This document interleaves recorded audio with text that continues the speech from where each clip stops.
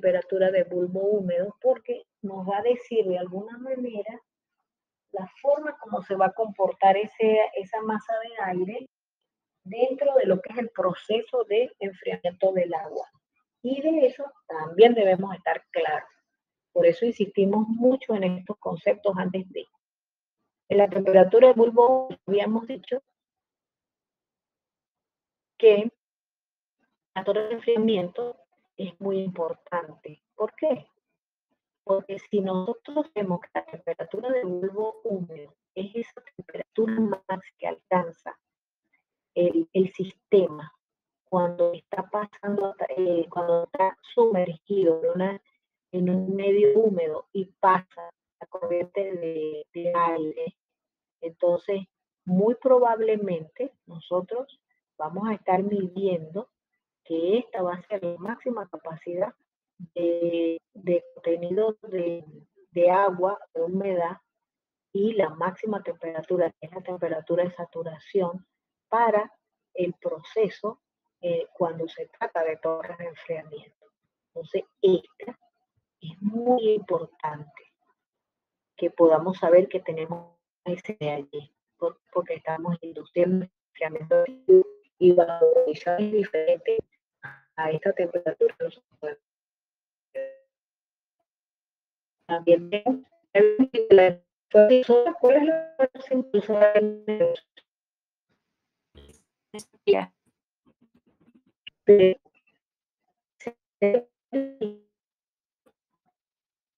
debería tener un diferencial de temperatura adecuado? ¿Por qué? Para que haya capacidad de la transferencia de energía que se requiere para que el agua que necesitamos vaporizar y se va a agregar al aire para poder hacer el equilibrio entre el calor latente de vaporización y el calor sensible de la condición de calentamiento natural del aire, se dé. Y entonces todo está asociado a ese diferencial de entalpía que debe existir entre las dos corrientes, y sabemos que en el proceso de enfriamiento evaporativo, que es lo que enfría realmente la corriente de agua caliente, pues vamos a tener involucrado tanto calor latente como calor sensible. Y no debemos olvidar que el aire va a adquirir prácticamente, va a tomar toda esa cantidad de vapor de agua que se genera, y en el balance de energía, en el balance de masa de aire de salida, va a estar el aire seco que entró, ese vapor de agua que se agregó a la corriente de aire desde la corriente de agua líquida. Y por supuesto la corriente de agua pues va a presentar una pequeña merma. No es muy, pero muy destacada, pero sí es suficiente como para lograr el enfriamiento que necesitamos dentro de la torre. En la torre también tenemos algo adicional, que son las posibles pérdidas. A ver, ¿quién me habla de estas pérdidas de la torre? En alguna introductoria me la hablaron. ¿Quién me habla de ellas? A ver, despiértense. Ya Mari Carmen no puede hablar más hoy por hoy. Ya no puede hablar más por hoy. Sí. Oh, bueno, una Dígame. de las cosas. Ajá.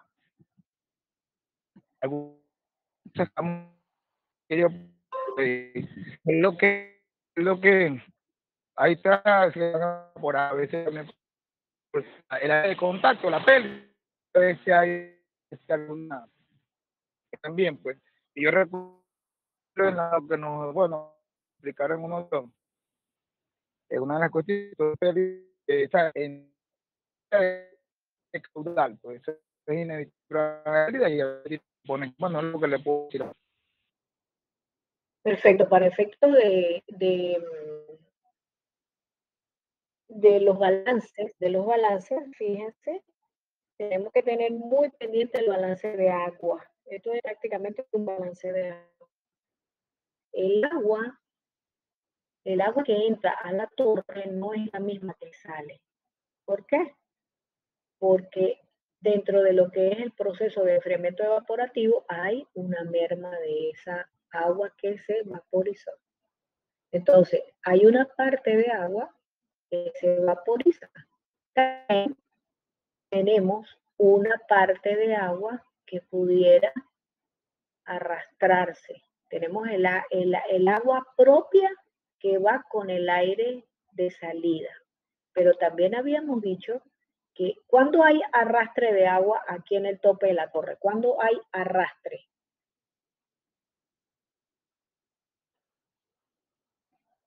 A ver. Cuando la velocidad es muy alta, Perfecto. ¿Con quién hablé?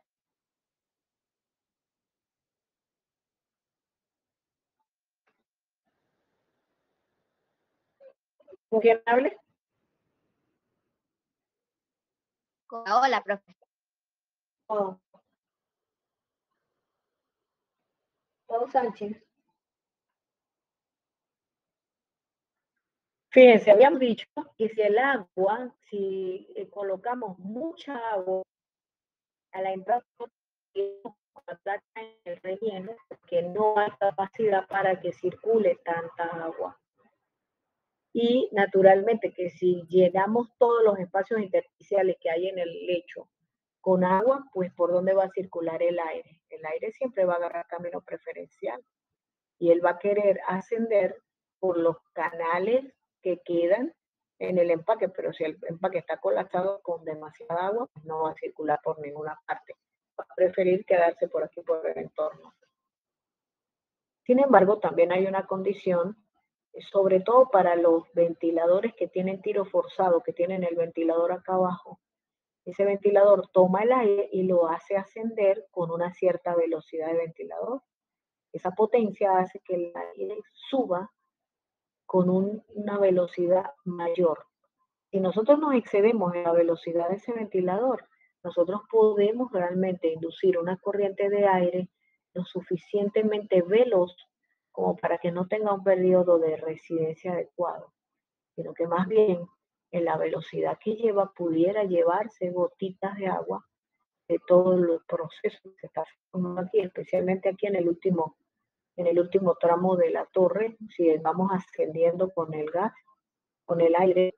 El último tramo de la torre se consigue con toda esta capa de aspersores, y en las capas de aspersores ustedes saben muy bien que lo que hay es solamente gotitas muy pequeñas, y esas gotitas pequeñas pues son muy susceptibles a ser arrastradas. Sin embargo, era lo que habíamos dicho que hay aquí para evitar esos arrastres. Un demister. Un demister. Los demister son dispositivos grandes y con el diámetro perfecto del equipo. Aquí está esto que está aquí. Entonces lo colocan como demister, placas estructuradas que le van a dar a estas gotitas que se pudieran arrastrar aquí, le van a dar superficie de contacto. ¿Para qué? Para que ellas se queden pegadas y cuando se junten varias gotitas por cual esencia, pues pudieran formar una gota más grande que pueda gotear en forma descendente como todas las corrientes de agua que están en ese sistema. Es una manera de evitar este arrastre. Sin embargo, como estamos diciendo, si la velocidad de tiro o de velocidad de aire es demasiado alta, pues puede hasta rebasar el demister y llevarse gotas de agua a la salida de la torre. Por eso se debe considerar arrastre. Se debe considerar el agua que vaporiza al aire para poder producir el enfriamiento evaporativo, y también se debe considerar un agua de purga.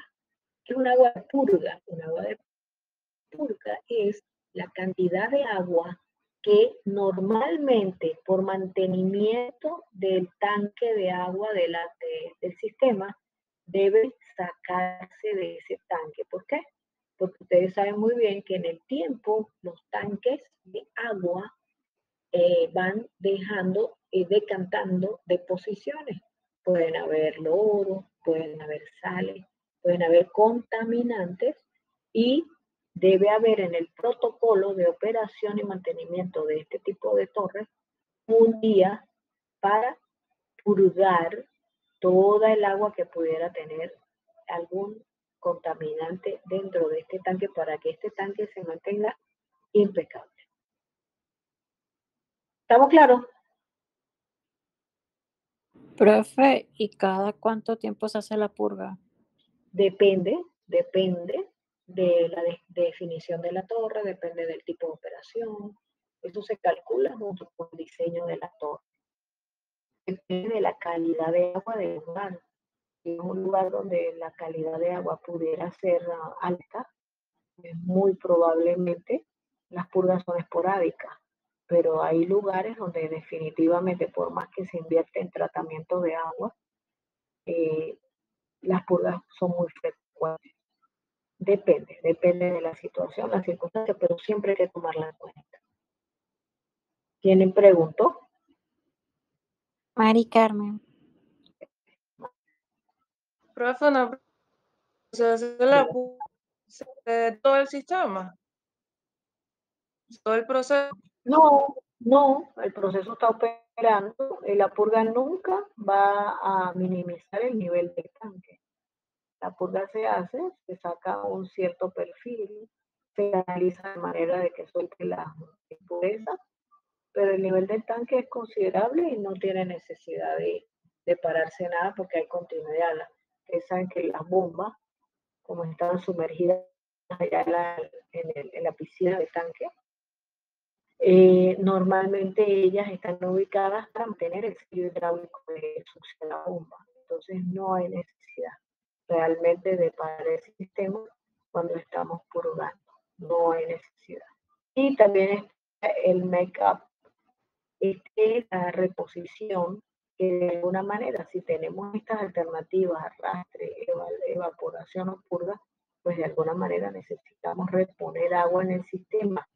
Recuerden que esa agua tiene que ser de altísima calidad para evitar problemas de incrustación, ensuciamiento, no solamente en el sistema de enfriamiento de agua, sino todo el proceso que esa agua va a enfriar. Entonces, nosotros normalmente debemos estar muy pendientes del balance total de agua y sobre todo de la frecuencia y la posibilidad de hacer un tratamiento químico impecable. Fíjense, los tratamientos químicos también son procesos en lo que dependen. No hay tratamiento químico como una receta de cocina, no. Primero hay que hacer análisis de agua y dependiendo de los análisis de agua y de la calidad de esa agua para el proceso que se requiere, hay que ir construyendo una placa de tratamiento. ¿Estamos claros? Fíjense, aquí tenemos una... ¿Perdón? Sí, que sí estamos claros. Ok, gracias. Aquí tenemos un sistema más detallado, fíjense. En primer lugar, tenemos en la torre, tenemos la llegada de agua caliente, tenemos el ventilador de tope que induce el tiro del aire, tenemos al agua que llega y que pasa por su empaque estructurado para hacer enlace y contacto. Se acumula acá en este tanque para poder volver a bombearlo hacia el proceso. ¿Qué es el proceso? El proceso pueden ser intercambiadores de enfriamiento, puede ser cualquier equipo de proceso que requiere refrigeración. Y luego entra fría, el agua entra fría, sale caliente. Y esa agua caliente vuelve de retorno a la torre. Sin embargo, tenemos que tomar en cuenta otras variables. Una de las variables es el agua de reposición. Tenemos un tanque de flash para inducir que aquí en este sistema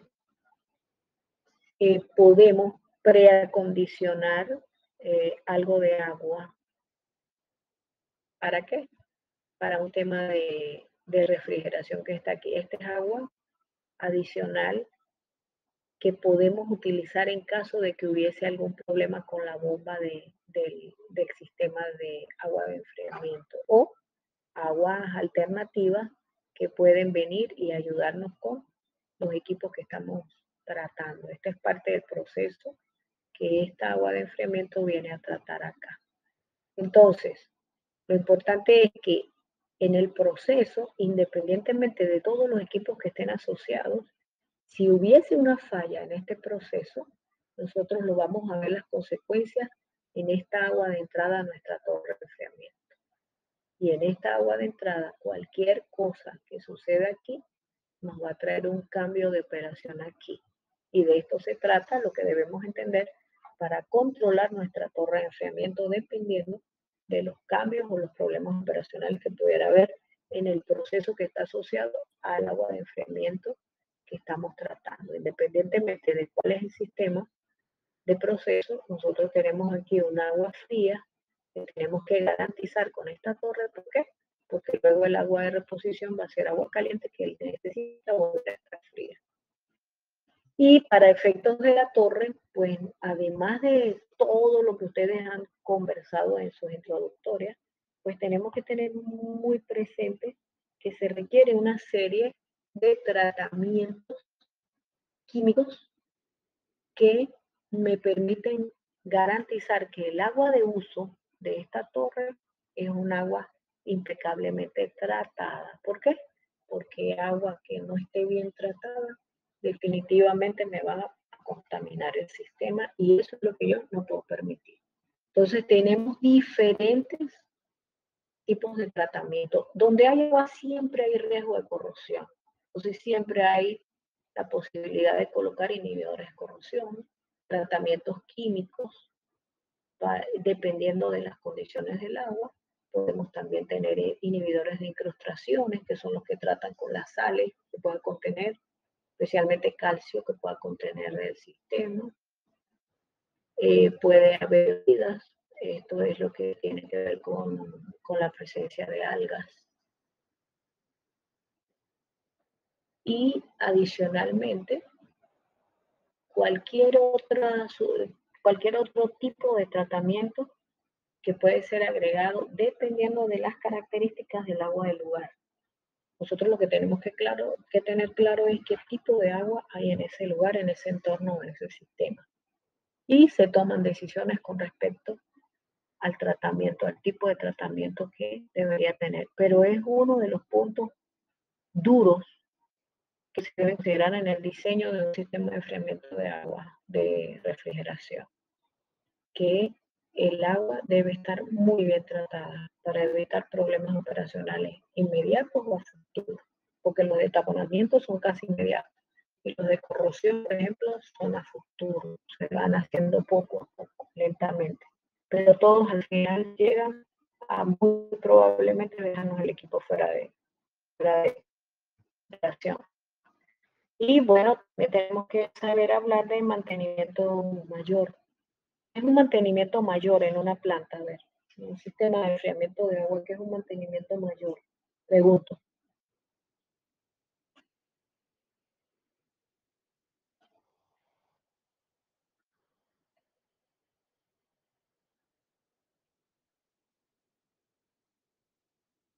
A ver, ¿qué es un mantenimiento mayor?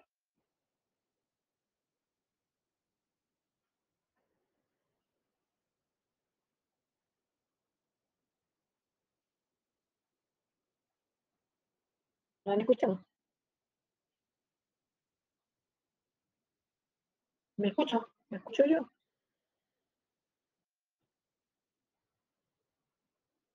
Sí, estoy escuchado. ¿No? Es un mantenimiento que se en la mayoría, en la mayor parte de sus componentes, es decir, en una mayor al 50% de sus componentes o del equipo. Piensa que hay una de su eficiencia o capaz de corrosión. Exacto. Gracias. Fíjense, exactamente. Cuando nosotros tenemos un equipo en operación, no podemos, o una planta, un proceso completo, no podemos pensar que él va a estar eternamente allí. Un equipo o un sistema, un proceso siempre va a requerir un nivel de mantenibilidad. Nosotros debemos diseñar operatividad y mantenibilidad adecuada. ¿Por qué? Porque si usted no hace mantenimiento, es como nuestra mejor experiencia para saber de esto al que tiene carro. El que tiene el carro sabe que si sale todos los días, enciende su vehículo y se va y nunca se dedica a revisarlo, a hacerle un mantenimiento, a hacerle un cambio estratégico de algunos sistemas para mantenerlo impermeable, pues el carro se va a deteriorar muchísimo más rápido que alguien que tenga el carro al día con todos sus mantenimientos preventivos. Eso hace que la vida útil del equipo se alargue, un mantenimiento preventivo adecuado, pero nosotros no podemos negar que en el tiempo los equipos sufren desgaste y ese desgaste pues nos lleva a ubicar todos los sistemas, todos los procesos, todas las operaciones requieren de que nosotros ubiquemos cuáles son los equipos más críticos. Como bien lo leyó allí Luna, no necesariamente todos los equipos se deterioran a la misma velocidad, no todos los equipos se ensucian a la misma velocidad, no todos los equipos se corroen a la misma velocidad. Entonces, lo mejor que nos queda es hacer un estudio de los equipos críticos que en el tiempo pueden ir presentando estas irregularidades que no solamente un mantenimiento preventivo puede controlar. Entonces ya llega el momento en el que debemos hacer una parada programada de planta. Y en una parada programada de planta no solamente se debe intervenir los equipos que están ya en obsolescencia, que están desgastados, los que están corroídos, todo eso se repara y se hace una parada de planta completa, eso sí, la producción queda de cero, para poder volver a hacer reparaciones, hacer mantenimiento, hacerle cambios, reemplazos y volver a poner la planta como nueva para volver arriba. Entonces, hay un periodo que formalmente puede ser de 2 años y medio, digo, en mi experiencia, unos 2 años y medio, toda la planta puede estar operando tranquilamente si no hay cambios importantes. Pero debe siempre pensarse en el hecho de que debe hacerse un mantenimiento mayor para preservar la planta en el tiempo. Esas paradas son muy costosas porque se deja de producir, pero son muy valiosas porque permiten que la planta no vaya a sufrir ese desgaste natural de un sistema que se le aprovecha, opera, pero nunca se cuida. Entonces, una cosa paga la otra. Y este sistema no está exento. Este sistema en el tiempo, pues claro que amerita una limpieza profunda de los empaques, amerita una limpieza y hasta reparaciones de la piscina de fondo, que normalmente puede ser por movimiento de tierra y todo eso, puede haber grietas, puede haber fugas de agua, puede haber también los ventiladores, motores, y los motores siempre necesitan de mantenimiento. Cuando son muy cruciales, como el dibujo que vimos anteriormente, pues las bombas, por ejemplo, siempre tienen su respaldo, su bomba de espera, para que si se daña la una, se pone en servicio la otra. Pero cuando hay un mantenimiento mayor, hay que aprovechar para desmontar esos equipos y revisarlos y ponerlos cómodos para que cuando vuelvan a arrancar tengan realmente la durabilidad que se requiere para continuar operacional. Todo eso entra dentro de lo que es el cuidado y mantenimiento de estos equipos. Fíjense aquí, también hay sistemas que requieren de un alto nivel de calidad de agua. Entonces tenemos nuestra torre de enfriamiento, entra nuestra agua caliente y sale nuestra agua fría que se bombea hacia un sistema.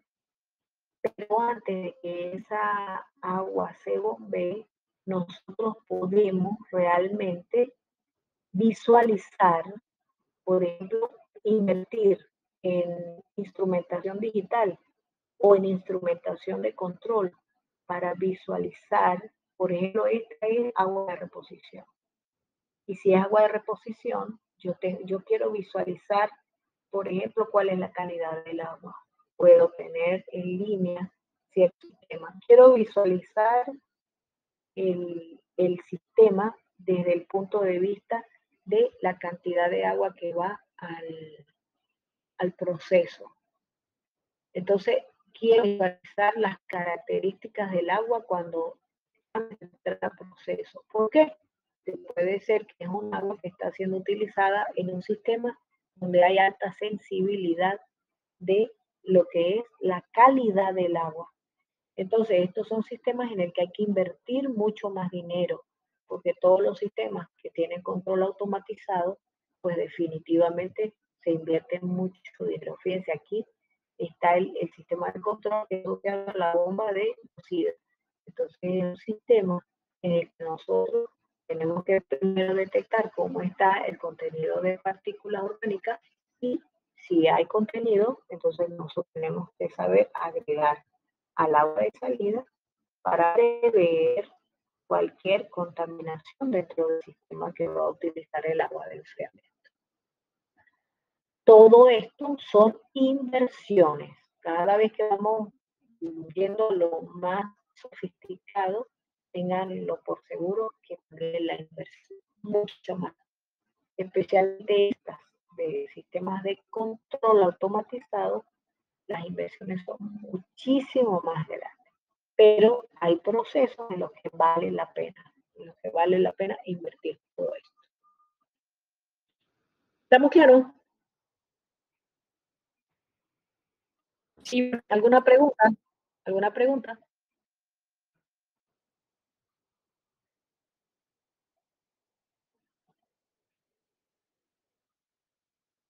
Balance de masa. Tengo aquí una asistencia de clase. A ver, balance de masa. Fíjense, este es un sistema de una torre de enfriamiento. Ya sabemos que el agua entra a la torre y toda el agua que entra a la torre no sale. ¿Por qué? Porque debe haber un agua de reposición, porque parte del agua se va con el aire. Y también tenemos aire que entra y aire que sale. Esas son las corrientes con las que nos manejamos dentro del sistema. Entonces, normalmente lo presentamos de esta manera. Tenemos agua caliente, agua fría que sale, tenemos una cantidad de energía que se transfiere hacia el aire y una cantidad de agua que se transfiere como masa hacia el aire. Entonces, el aire que entra seco sale más húmedo y más caliente normalmente. La torre normalmente está asociada a un sistema de procesos. Debemos recordar eso porque todos los problemas operacionales que se puedan conseguir en las condiciones de agua a la entrada de la torre de enfriamiento se deben a problemas dentro del proceso al que está asociada la refrigeración que se logra con esa agua. Entonces el agua sale fría, va a proceso, se calienta y retorna a la torre. Pero si hay un problema operacional en el agua de entrada de la torre, normalmente tenemos que venir a revisar qué sucedió en proceso para que ese problema se presente, porque ese problema es ajeno a la configuración de la torre. Sin embargo, están asociados. ¿Estamos claros? Entonces vamos a hacer una torre de enfriamiento húmedo. Debe enfriar 25 kilos por segundo de agua de 40 grados a 26. Fíjense, los diferenciales de temperatura no son muy altos, son bajos, son muy cercanas a la temperatura. Sin embargo, esa cantidad de temperatura, esos grados de temperatura son cruciales para lograr el enfriamiento adecuado en un sistema de refrigeración. Y eso es importante.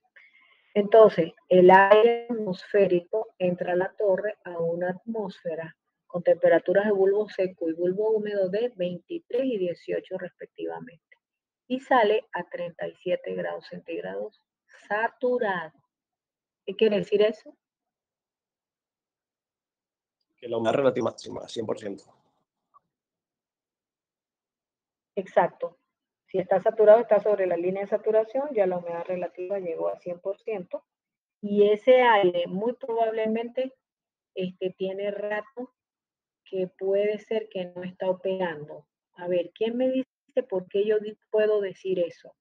Si a mí en un sistema me dicen que el aire sale saturado a 37 grados centígrados, yo puedo asegurar que muy probablemente ese aire no estaba haciendo su trabajo antes de salir de la torre.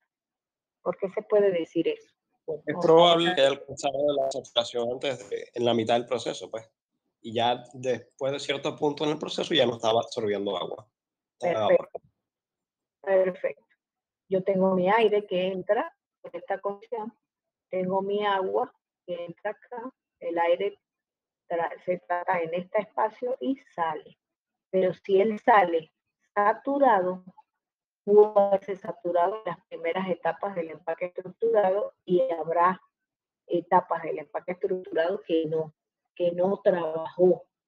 Puede haberse saturado mucho antes de haber recorrido todo el proceso. ¿Cuál es la condición del aire para que le haya pasado eso? ¿Qué falló?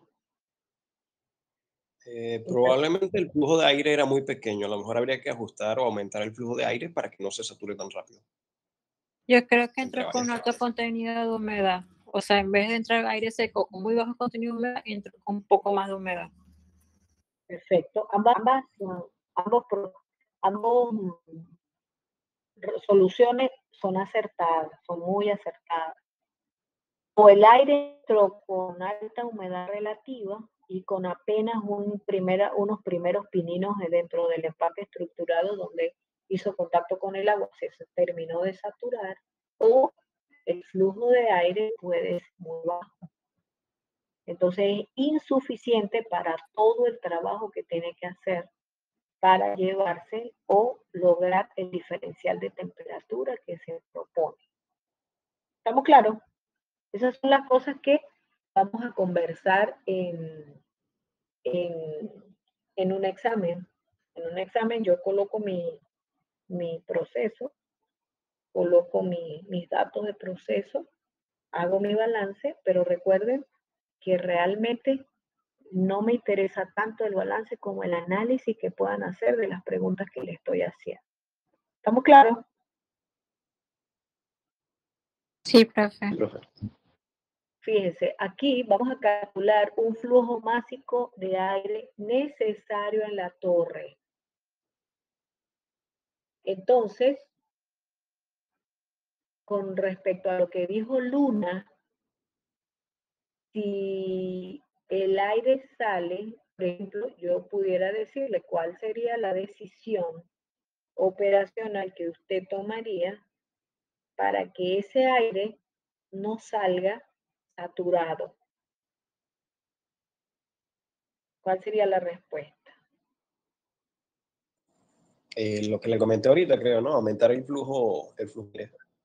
Exacto, nosotros tendríamos aquí el calculado por balance de masa nuestro flujo másico de aire y lo que tendríamos que hacer es aumentar. ¿Sí? Lo mismo que el flujo volumétrico. Fíjense, podemos hacer cálculo de flujo másico, cálculo de flujo volumétrico y también tendríamos que hacer balance de la reposición. Entonces, mi pregunta sobre ese cálculo, porque lo demás son fórmulas y balances, me pregunto, cálculo de reposición de agua de la torre es, ¿cuál sería su estrategia para optimizar el agua de reposición? Vamos a suponer que le dio 500 litros de reposición diarios. ¿Qué estrategia pudiera usted utilizar para minimizar el agua de reposición. Por diseño, el agua de reposición es 200 litros diarios, pero este balance le está diciendo a usted que requiere 500 litros diarios. Esas son mis preguntas de examen. ¿Cuál sería su respuesta?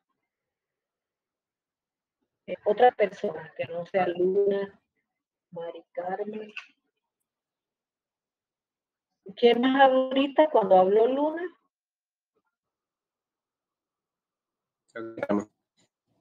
O entonces otra persona. Por ejemplo, nunca he escuchado hablar a Luis Gómez, Valeria Peña,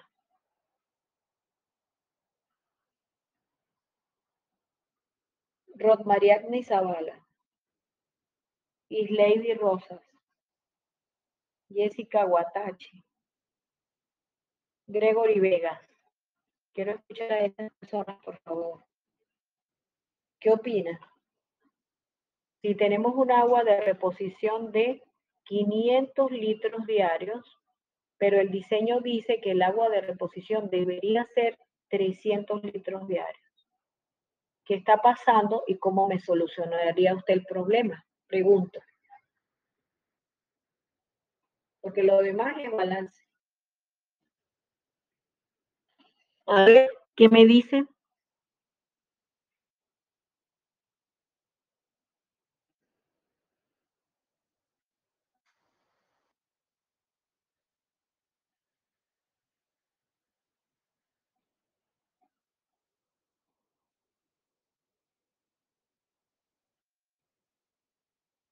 A ver, profe, yo tengo una idea, pero no estoy seguro de si...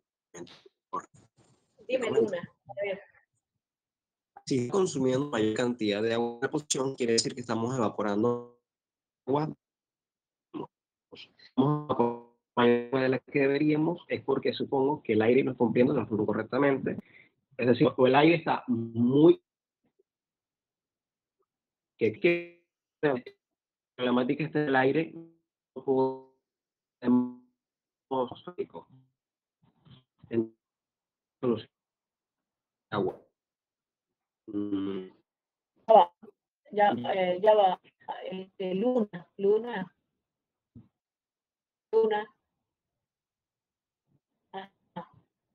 Luna, se te estaba oyendo, yo te estaba oyendo muy bien, pero ahora se empezó a cortar, creo que, no sé si te cambiaste de lugar.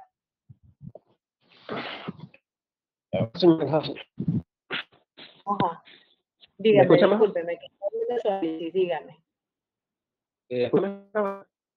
Sí, cómo no.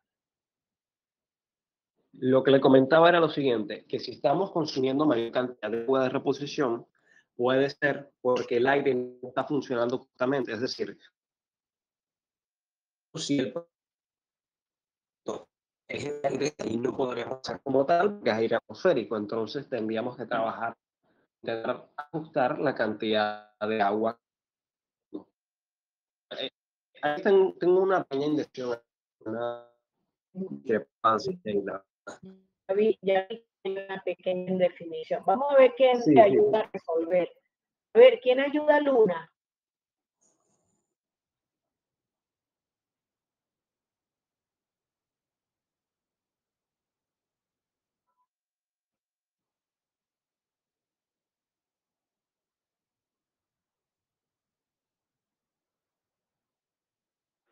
Profe, yo pienso que puede ser también que la velocidad con la que el aire está arrastrando, está perdiendo mucha agua.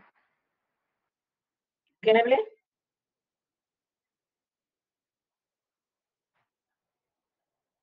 ¿Quién habló? Betania Rivero.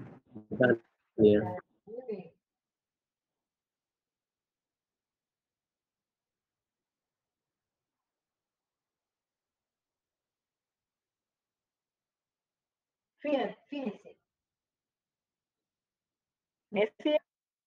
Fíjense.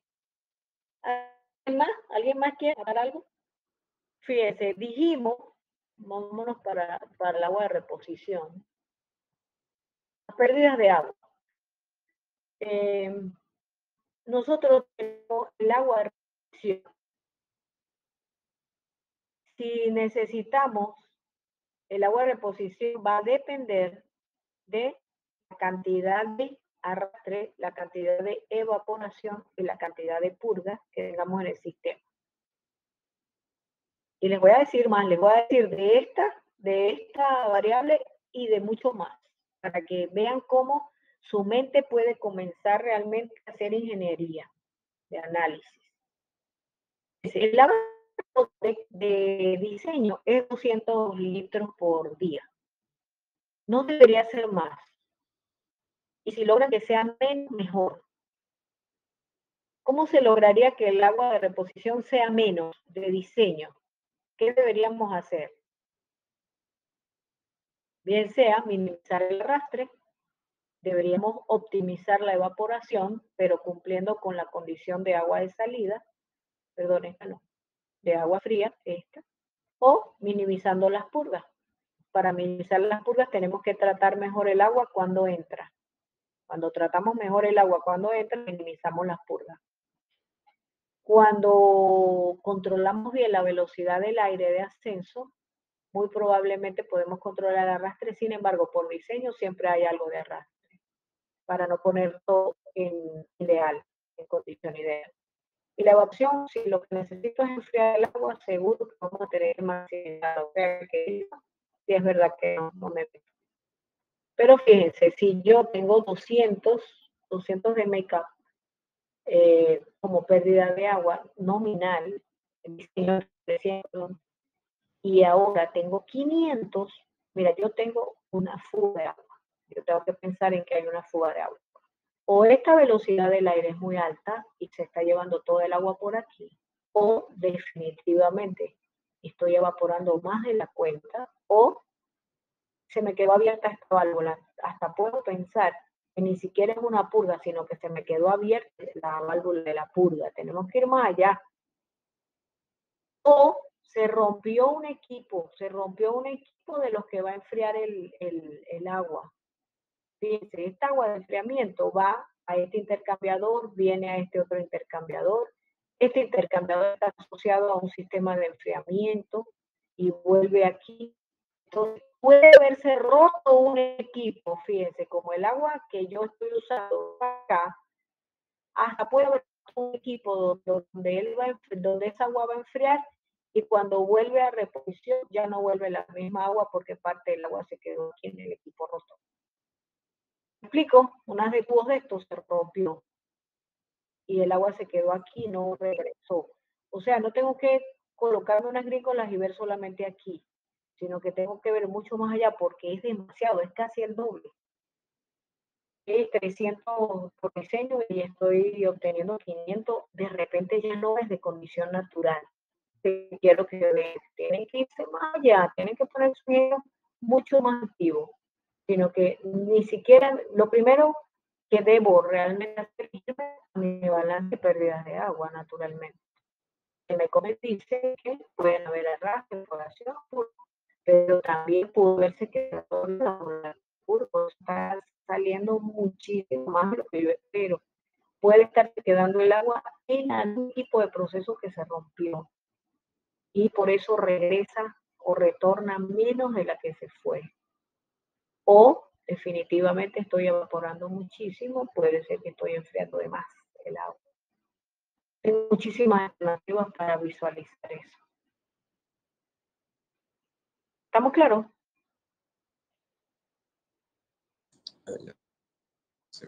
Por hablar de una de las variables, que es la reposición de agua. Esa variable normalmente siempre hay que calcularla. Por aquí está el balance de energía para agua y aire, balance de energía, agua, aire, entrada, salida, balanza de masa de aire. Fíjense, en el balance de agua, de aire, nosotros tenemos que saber que la masa de aire que entra debe salir en el tope, debe salir en el tope.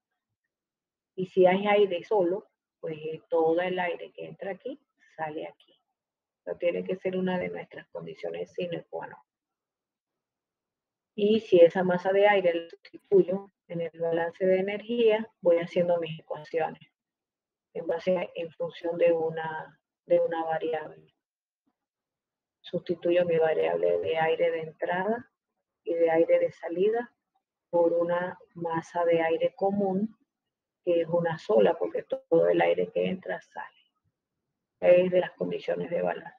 Hago mi balance de energía y me queda la masa de aire en función de las entalpías de entrada y salida y de las masas de agua de entrada y salida. De esa manera podemos calcular la masa de aire. Entonces en el balance lo que tenemos que visualizar que tenemos masas de líquido, tenemos entalpías o las buscamos. Entonces, tenemos que buscar solamente el líquido que sale, el agua que sale. Tenemos balance de masa de agua, entonces tenemos el agua que entra, el agua que sale y la cantidad de humedad que hay la cantidad de vapor de agua que hay en la masa de aire que entra y que sale.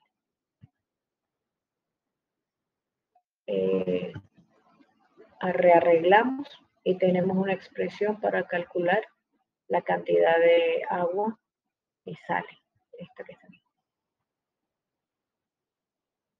De esto saben ustedes mejor que yo. Sustituimos en la primera expresión y ya tenemos una expresión adecuada para la masa de aire.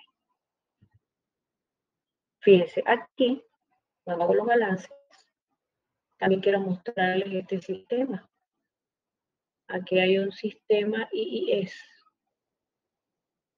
y hay otros programas que existen.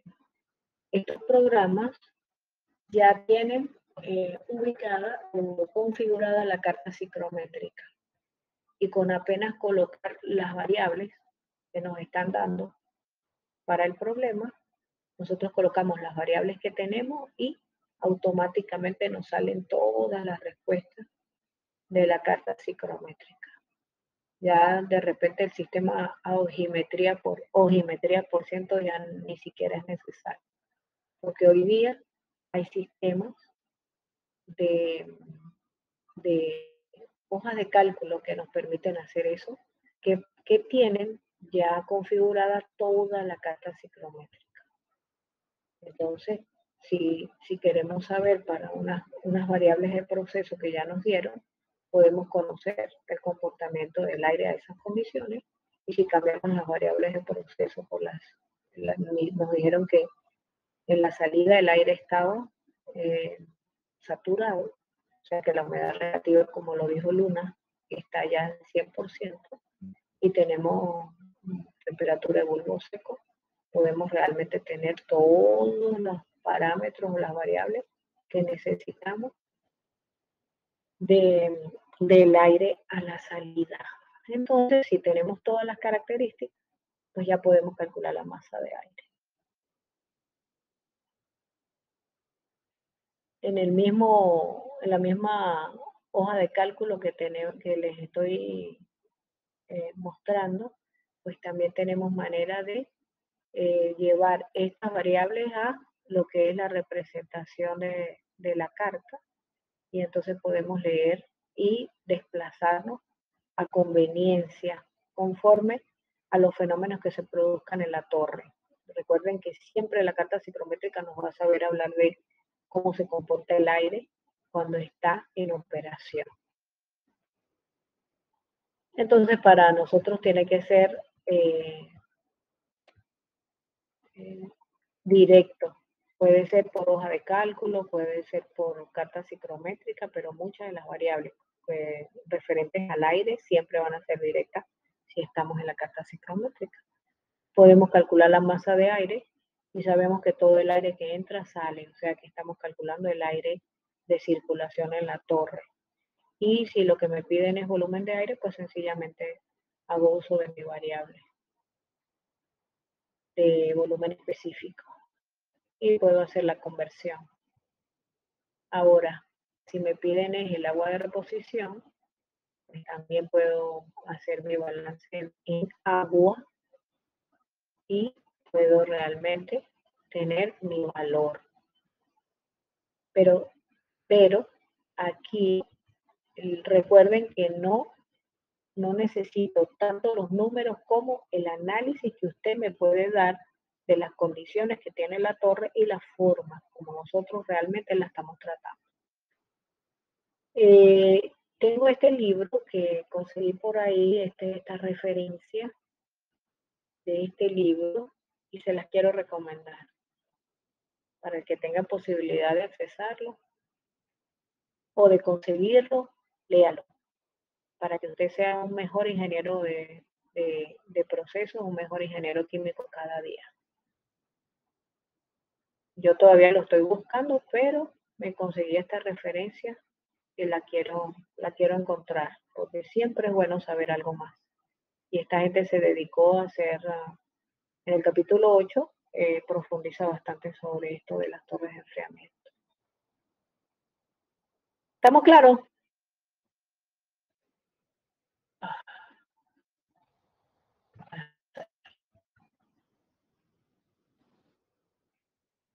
¿Alguna pregunta? Profe, le quería recordar que cuando pueda, si nos puede enviar los videos. Videos de... Lo que le digo Los que me iba a pasar. tutoriales, profe. Oye, no lo envié ayer, ¿verdad? No lo envié antes. Ya lo voy a enviar porque si me despego, lo que pasa es que he tenido problemas de internet y realmente no podía hacerlo, pero hoy, gracias a Dios, estoy libre con el internet. Así que ahorita apenas se los coloco en el Classroom. Discúlpenme que no lo hice. Gracias por recordarme. Gracias por recordármelo. Gracias por recordármelo y de hacerlo tan ampliamente. Dile una. Profesora, para que recuerde de colocarnos en el Classroom a las personas que nos estamos, que le pasamos el correo por Telegram. Pues ahorita de una vez, ya hoy sí tengo internet en mi computadora y ahí es donde tengo todo. ¿Cómo no, Luna? Ya va, espérese un momento que voy a revisar los correos. Tengo el correo de Paola, Oscar, Daniel y Rosmariarni. ¿No? Sí, profe. Sí, profe. Voy a eso. Voy a eso entonces para que lo tengan de una vez. Chévere. Muchas gracias. De- Que Dios nos bendiga.